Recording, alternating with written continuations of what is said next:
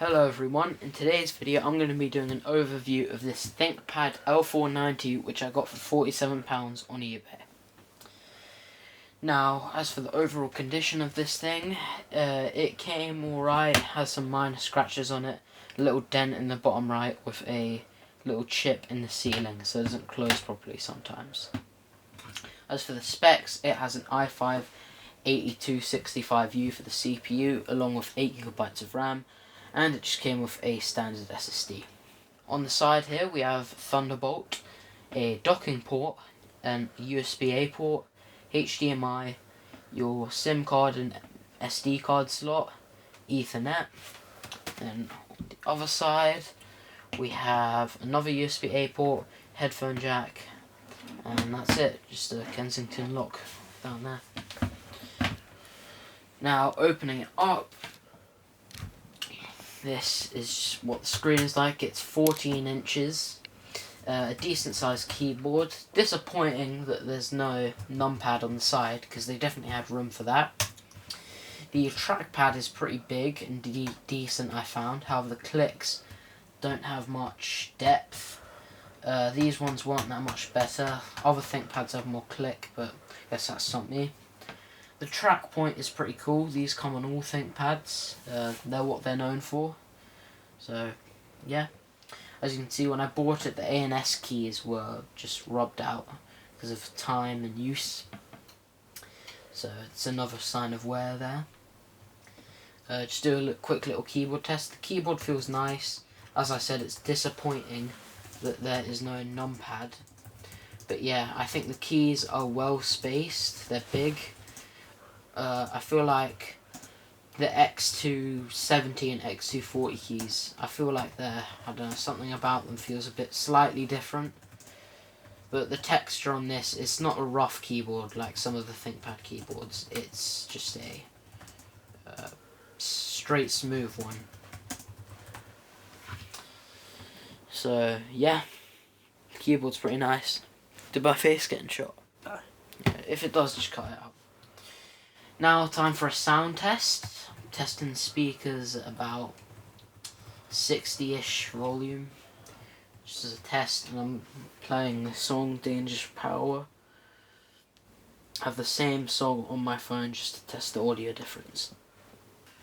Now we're just going to do a quick audio test with the same song on both my S23 phone and the ThinkPad. ThinkPad's on 60% volume, phone's on about 80% just to sort of balance it out. I'm going to quickly test the ThinkPad audio.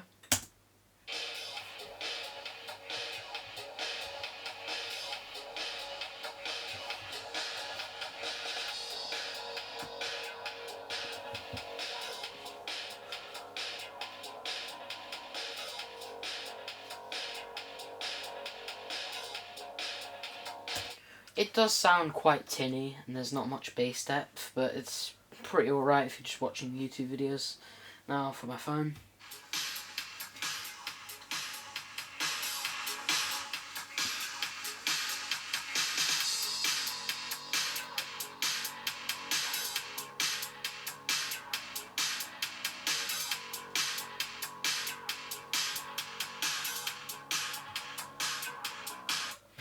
Yeah, so it does sound a tiny bit fuller and better treble, I guess.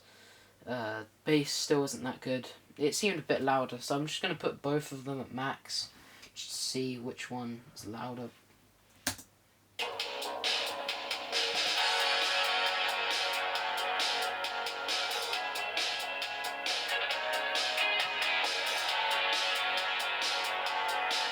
Just going to do a quick swapping between the phone and the laptop.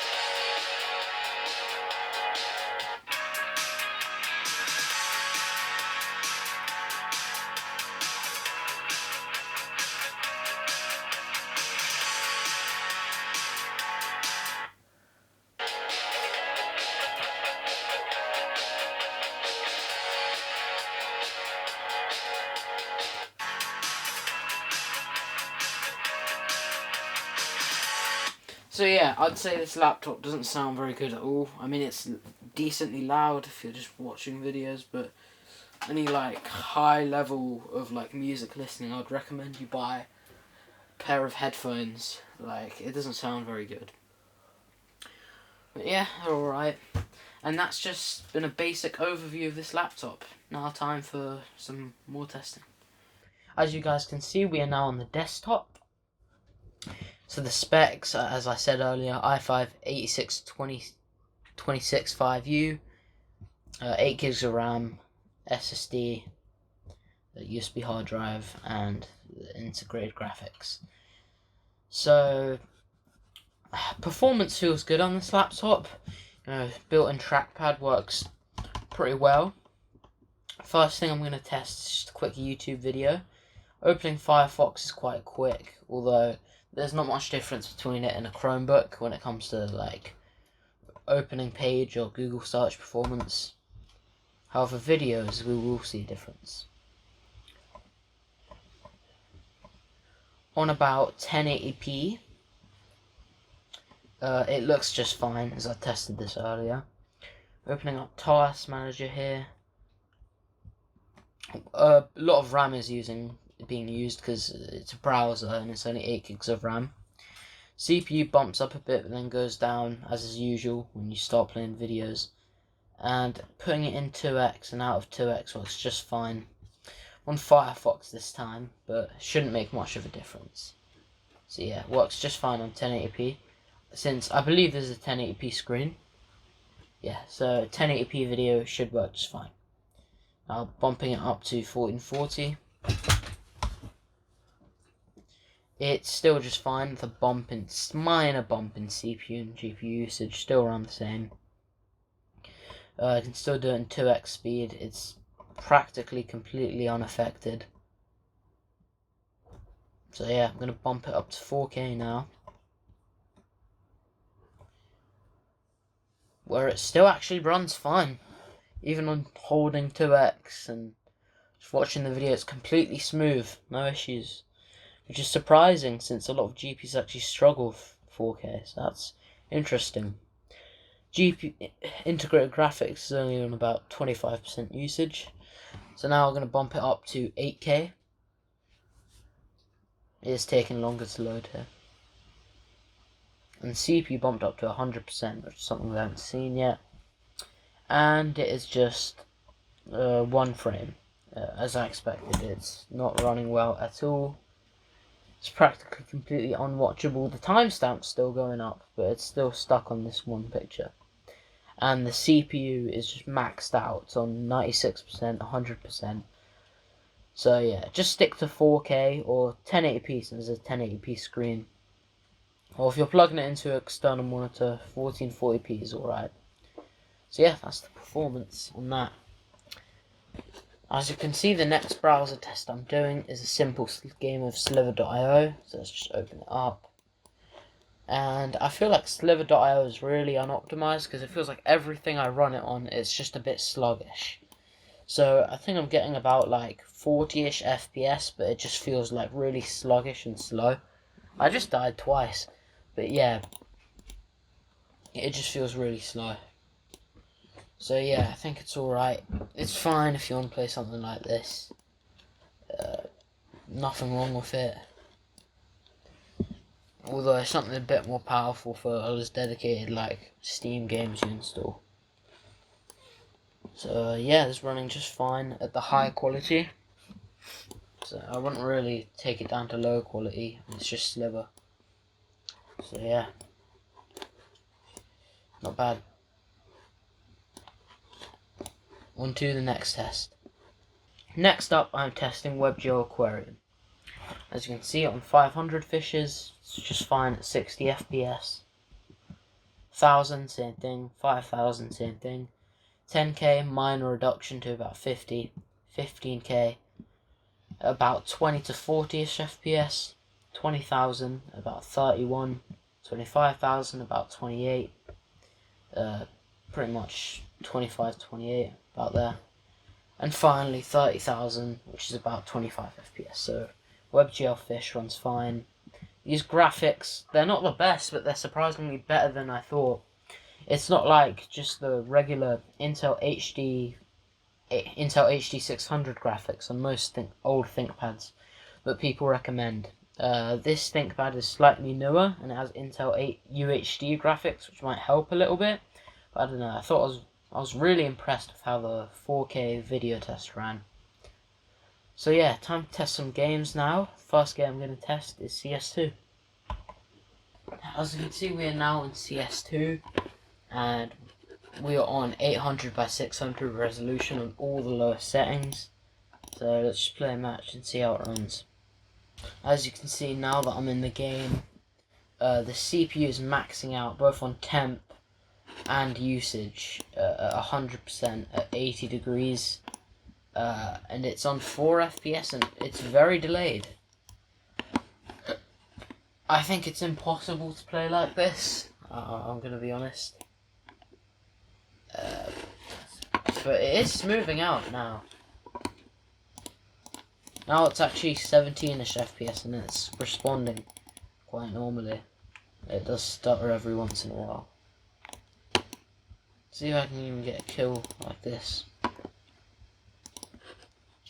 Oh, I got a kill. Oh, I got 2 kills. It's not entirely bad. I'm going to turn down the resolution some more. And also turn the Fidelity X from disabled to performance to see if that makes a change. So with the fidelity now set to performance and the resolution now set to 240 pixels, we do have an increase in performance, but you can't even see your crosshair.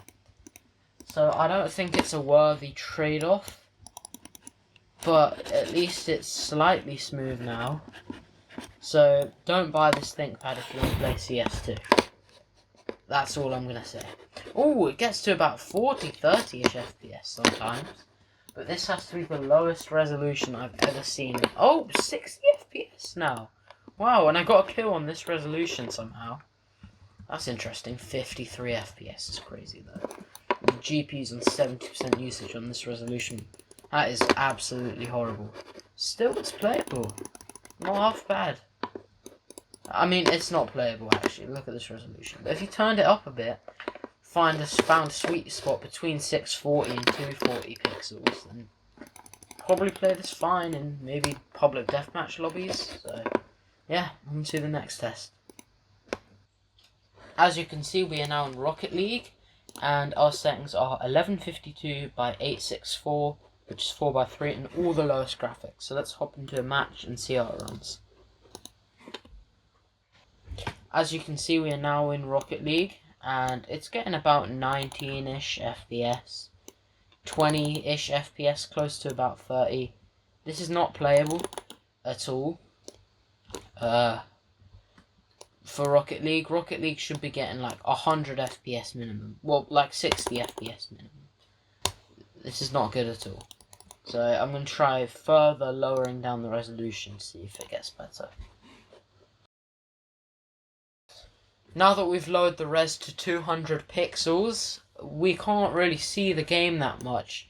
But we've had about like a 20 FPS increase, maybe even like 30 FPS increase. Now we're getting about 40-ish FPS. The problem is, you can't really see anything. So, I mean, if you like seeing 60 FPS on other people scoring with not being able to see anything, that's good for you, I guess. Oh, 80 FPS. Damn. 90. Ooh, we get 115 FPS on 200 pixels. So that's something, I guess. Really smooth on 200 pixels. I wouldn't recommend this for Rocket League. Get something with a dedicated GPU. On to the next game. Next test.